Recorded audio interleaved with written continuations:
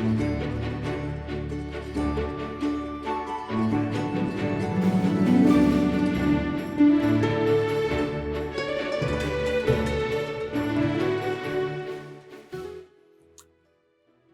and welcome back to the channel. First and foremost, thank you ever so much to the generous supporters of this channel, to the sponsors. I truly appreciate your generosity. It is what keeps this channel going. So I'm very grateful to you. Thank you for watching. Thank you for commenting. Thank you for perhaps even liking. And when I can, I will try to answer questions. Again, as usual, everything is taking longer than anticipated. That is true for any kind of project that is connected with archaeology, I suppose, and definitely is the case with my book. But it's not for the book that I wanted to talk today to you. It is about something that I mentioned last time, and in the questions, in the comments after that, was expressed interest in hearing more about the Institute for Nautical Archaeology. So today, this is what I'm going to do. I'm going to tell you a little bit more about what the Institute is doing, how it came around, and what sort of publications it produces, and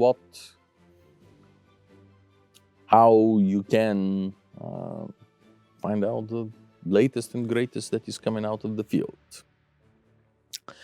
And the Institute for Nautical Archaeology was founded in the early 70s, in 73, by Professor George Bass and his friends and colleagues and supporters and participants in the founding projects of this field. By this stage, he had excavated at least 2 wrecks. The Cape Caledonian, late Bronze Age wreck of the 13th century, and also had excavated the Yasada, 7th century Byzantine wreck. The founder of the Institute, George Bass, of course, is also really the founder of nautical archaeology. He revolutionized the field in a way that few scholars had done it. Among his contributions, some are purely scientific, others are organizational, but specifically for creating the field, he was the first one to demonstrate that archaeologists can learn to dive, and that proper archaeology, real archaeology, can be done underwater. And the way to do it is by maintaining the same standards of documentation and recording and publication for underwater sites as you do for dry land. So we basically come to the main conclusion that he reached, namely that there is no need to do treasure hunting underwater. You can learn. It is not a question of salvaging items. It is a question of learning. And the early years, especially in the 1960s and even into the beginning of the 1970s, to a large extent it was the aim. Most of the publications are methodological. How do you do it? How do you map a site? How do you study? How do you extract the information? In this period also emerged the subfield within nautical archaeology of ship reconstruction. It first was done by nowadays Professor Fred van Dorning, who reconstructed the Yasada wreck. Subsequently, of course, probably the best known of the ship reconstructor professors is the late and much lamented Dick Steffi. When I was at A&M, by this stage, it was really in the hands mostly of Fred Hocker and Kevin Chrisman, probably the foremost maritime archaeologists in North America. But returning to the Institute, the aims of the Institute, it is essentially a private institution, and it aimed specifically to support research into seafaring and shipwrecks by helping raise funding, providing the infrastructure for the research that is needed, conservation, etc. When it initially was created, George Bass intended it to be essentially an institution that is supporting his personal research And the focus of his research was classical and late Bronze Age archaeology and seafaring. And that probably is the sphere in which his main contribution is as far back as the early 1960s, when he was writing his dissertation on the Cape Caledonia wreck. He challenged the traditional view of the ancient world that suggested that only the Mycenaean Greeks or the Achaeans were sailing, and that all sea trade was only in their hands and no one else was practicing seafaring, which of course was in directly ignoring the evidence coming from Egyptian sites, from Egyptian tombs, from the Te Amarna letters, etc., which were suggesting that it's not just the Mycenaean Greeks who were seafaring. Since I've already went off on a tangent, might as well complete this tangent, or otherwise there will have to be another video specifically to this. But the point that he was making is, and why traditionally it was accepted that only Mycenaean Greeks are doing any of the trade in the Mediterranean and seafaring, is because in the Levant, along the Syro-Canaanite shore in Egypt, we are seeing a lot of Mycenaean late Bronze Age pottery, but we are not seeing any luxury goods from this end into the Mycenaean mainland. So the question is, why?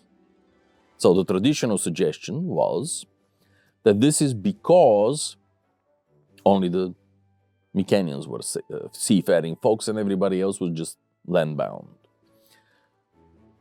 But no one was answering an interesting question. Okay, we are exporting pottery from Mycenae, but what is Mycenae bringing back? We are not finding anything from this corner of the world. So why? And Bas believed that two major wrecks, first of all, Cape Caledonia, and subsequently this was confirmed by the Luberon shipwrecks, demonstrated exactly what was the trade. That the reason we do not see so much material from the Canaanite and Egyptian shores, the southeastern Mediterranean, into mainland Mycenaean sites, the reason is that they are exporting and carrying raw materials. For example, copper ingots.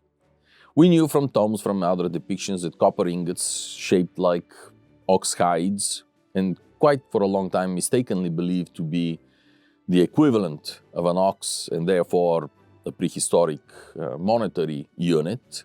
Nowadays this is long gone. No one believes this anymore.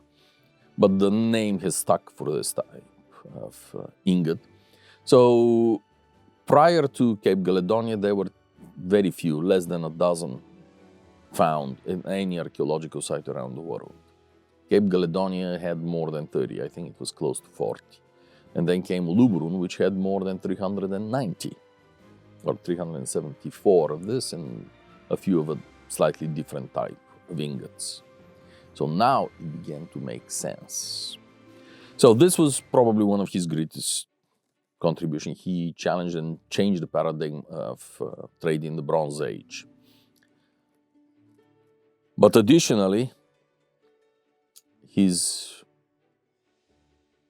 achievement that lives and hopefully will continue to live long after he has stopped being active in the field. He unfortunately passed away in 2021.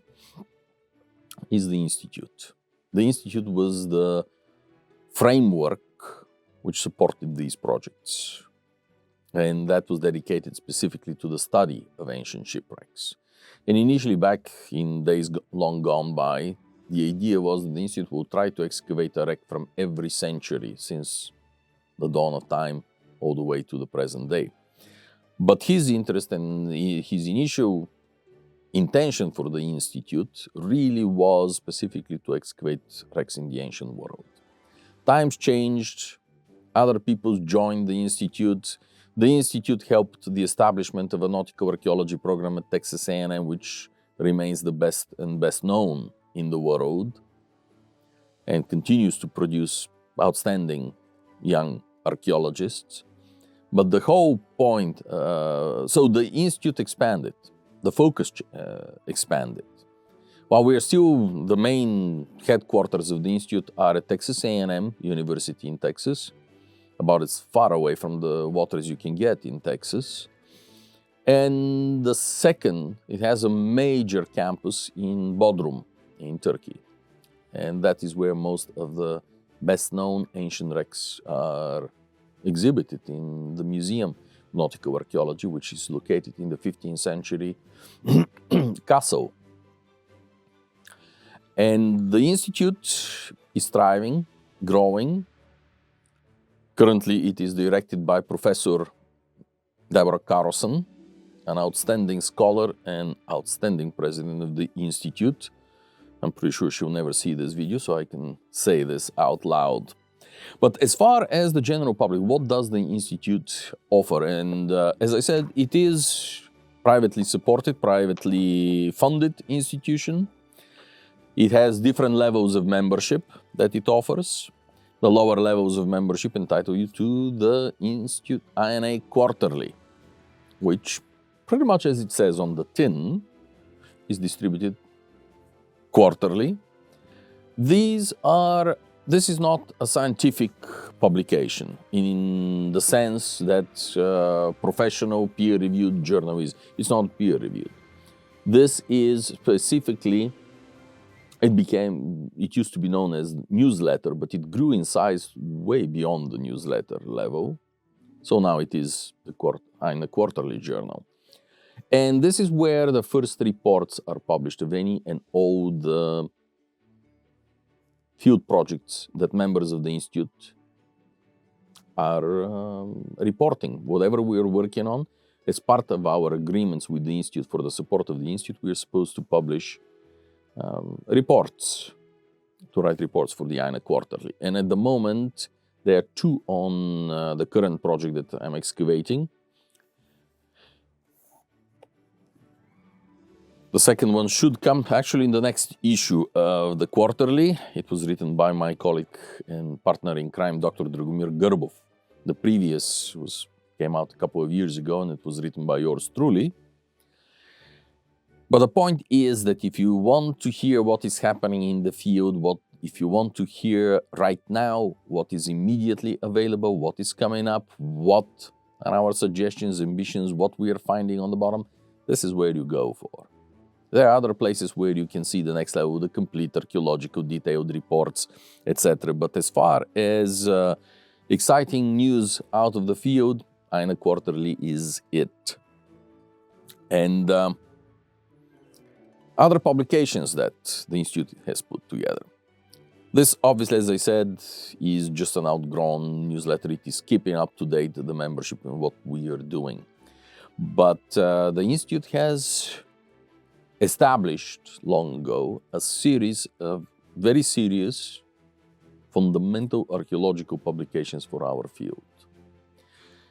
In that group are, of course, first and foremost the Yasada, which was really the formative publication. They are the Pantalon Ungarini, they are the Serce Liman, multi-volume, 3 volumes will come out of the Serce Liman, an 11th century wreck that almost certainly sank in 1025. I'm particularly attached to this wreck because Fred van Dorning proved beyond doubt that that wreck, although lost in Turkish vessel Serce Liman, actually was Bulgar handled. Hellenized Bulgars that were citizens of the Byzantine Empire, but nevertheless Bulgars. And you can see on the amphora the symbols of the First Bulgar Empire. So, of course, I'm deeply attached to this vessel. And one of the volumes is dedicated to the hull, which, of course, is of the greatest interest to the group, to my audience. It is a reconstruction not only of how the ship was put together, of what is surviving of the hull structure, but it is also a reconstruction of the thought process, the hull molding design process, and approach the whole philosophy of the wreck. And it is giving you all the detailed information that any serious scratch building modeler would really be interested in. From dimensions of fasteners to types of fasteners, how they were used, where they were used, etc. And another is forthcoming eventually on the Bosburun, a 9th century shipwreck, which also was excavated in Turkey in the Mediterranean, but originated in the Black Sea. And Kyrenia, an ancient shipwreck from the Mediterranean, a series of books. This is also the series in which was published a study of VOC, that you say East India Company, Dutch East India Company, wreck Batavia, and construction and methods of construction, which was published by my dear friend and colleague, Dr. Wendy van Douwenvoorde. That is also part of the publications. The translation and editing of Abhoffing's book on Nicolaas Witsen, essentially extracting the parts that are useful for ship modelers, was published by Texas A&M via the INA Institute. So, check it out. Google it, find it, have a look. Links below to them. I think you will find a lot of interest there. And it is an incredible institution with wonderful people that have done, that have shaped, that have created really an entire field. So thank you so much for watching. Thank you so much for putting up with me for yet another video. Thank you to the sponsors. If you have any questions, I'll do my best to answer them at some point in the near future. Thank you so much and goodbye.